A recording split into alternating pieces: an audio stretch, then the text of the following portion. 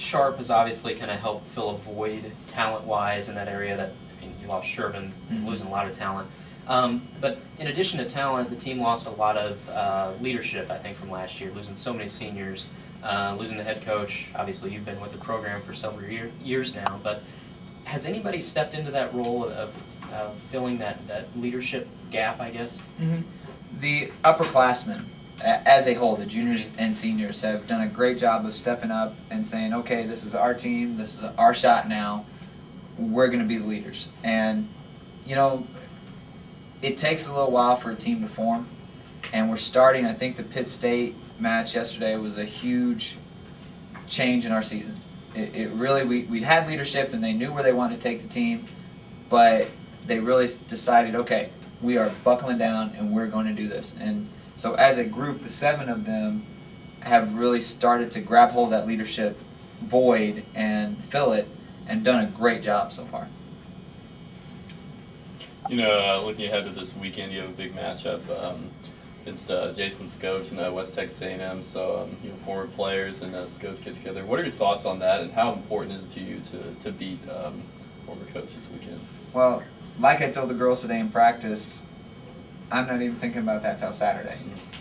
Because Friday we have 2 matches. We have Angelo and Tarleton, and from a regional standpoint, we have to beat Angelo and we have to beat Tarleton. West Texas doesn't matter. You know, if we drop a match to one of those 2 schools, the win against West Texas only negates the loss to those schools. It doesn't help us. So that's been our focus this week, is to really focus the girls. We've got 3 other matches that weekend that are very important regionally. Now that I avoided your question, I'll answer your question. You know, it's going to be fun. Jason and I obviously know each other for 4 years, and you know, had a lot of success here. And when we get together, we've talked about it on the phone before. And it's just going to be a fun match. Him and I getting a chance to duke it out, and the girls. I mean, obviously, yeah, it's Jason. They want to play, so they're going to be hyped up for the match, and so it'll be fun. It's nothing like, oh, I hate Jason, I don't want to beat him. No, I mean, it's we're both very competitive, and you know, I mean, he wants to beat me just as bad as I want to beat him.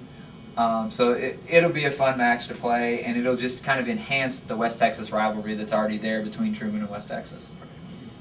After the weekend matches, come back home, you've got University of Central Missouri, highly ranked team. What can we see coming into that match? Well, for starters, it's our Dig Pink night. So we would encourage everyone to come out and help support that cause to find a cure for breast cancer. We'll have a silent auction, and we'll be taking donations. That's my little plug. Right. Obviously, Central Missouri is a big rivalry game. Every year we look forward to that match. Once again, they're a great team. Flip Piontek's taken over for Peggy. And so they're kind of the same situation we are. New coach, yeah, they've been there, but you still have to learn the new coach's way of things. I think it's going to be a great match. I think we match up with them well. The MIAA this year is even stronger than it has been in the past. The quote-unquote bottom teams, the bottom half of the conference, you know, Southwest Baptist has won 2 straight MIAA matches. Missouri Southern's got a winning record this year. Fort Hays is still a very tough team. I haven't seen Missouri Western, but Northwest is, again, a very tough and aggressive team. So the conference really is anybody's. I was just talking to a coach in the conference, and yeah, you have your top 4 or 5 that are expected to win it, but really you can't take a day off. And with Central coming into town, obviously it's a huge rivalry match, and it'll be a lot of fun. You know, as you kind of get the midway point of the conference here, thinking down the line, you got regionals coming up. What do you have to do to get yourselves back in position to have a high seed in regionals and possibly even host the tournament? We've got to obviously take care of business in conference. If Missouri Southern keeps doing what I think they're going to do, that loss isn't going to hurt us because they're going to end up with a winning record. They're going to beat some other people. Obviously, if we want to host, we've got to win out. There's no other way around it. We have to, from here on out, beat everybody we play. As far as getting a higher seed, we have to take care of the Angelo States, the Tarletons, the Southwest Oklahomas, and the West Texas. The big thing is to beat the Lone Star schools and then take care of business in conference and let the chips fall as they may. That's why, obviously, the MIAA conference does not do a tournament anymore because we beat up on each other so much during the season that to play a conference tournament would only hurt us in the regional rankings. Right. So it's a matter of taking care of this weekend and then just going out and beating as many teams as we can in conference.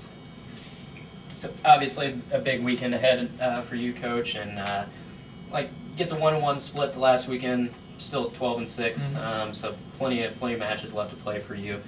Looking back over some of the other weekend action from last weekend, men's soccer picked up a tie 0-0 versus Newman. They're now at 6-1-1 for the season.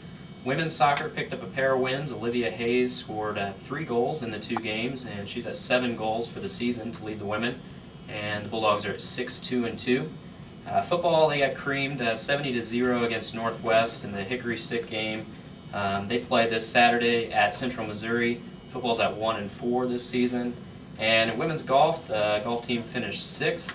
They were led by junior Jen Lawson, who finished the 36 holes in a tie for first place, and then finished in a tie for second after losing in a playoff. So, Coach Briney, thanks a lot for being on the show. Thank you, I appreciate it. Yeah, and be sure to tune in next week for another edition of the Index Sports Show.